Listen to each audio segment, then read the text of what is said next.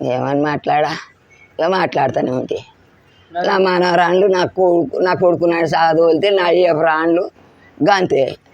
మనవలు మనవరాళ్ళు నాకు కావాల్సింది. ఎవరితో నాకేం అవసరం? దింపుకొని రాదు. ఏంది దింపుకొని పంతానికి వస్తా వచ్చి మీ అక్క వచ్చేసింది. నేను ఇద్దరం ఆడుకున్నాం.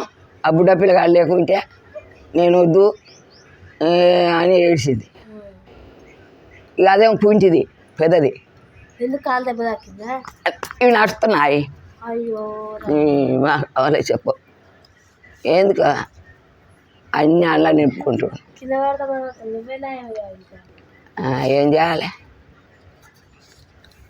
గట్టి ఉంది అని ఇక పిల్లపాటికి వెళ్ళి వచ్చిన అమ్మ నన్ను తెచ్చుకోకపోయేది. మీ తాత నాకు నా టిఫిన్ పెట్టింది. రోడ్డు మీదకి వెళ్ళి మోసుకొచ్చే వరక చచ్చిపోయినా. అయితే మన కూడా కూర్చొనే రాదయ్యా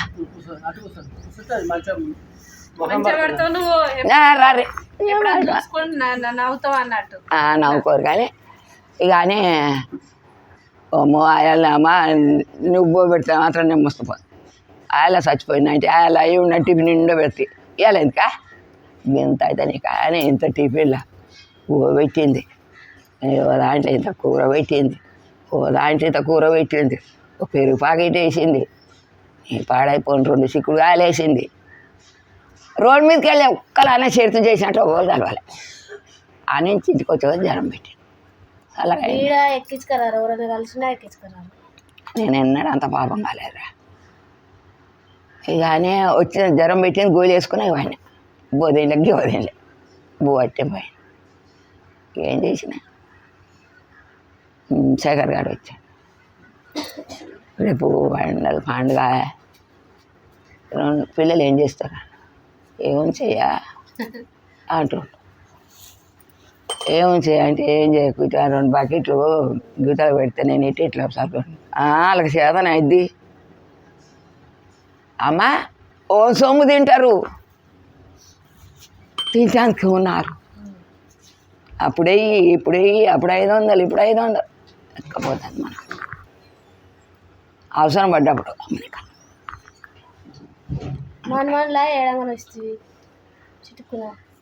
మనోడు కాదు చిన్నోడు తాడుకో అని మాకు అవునా చెప్పు. అందుకనే రాదు కొత్త చుట్టాలా ఏమో వాళ్ళు కొత్త చుట్టాలా? నా కడుపులో పుట్టిన లేనాయి. అరే 10 మందితో ఇట్లా కట్టుకున్నాకనే వీళ్ళంతా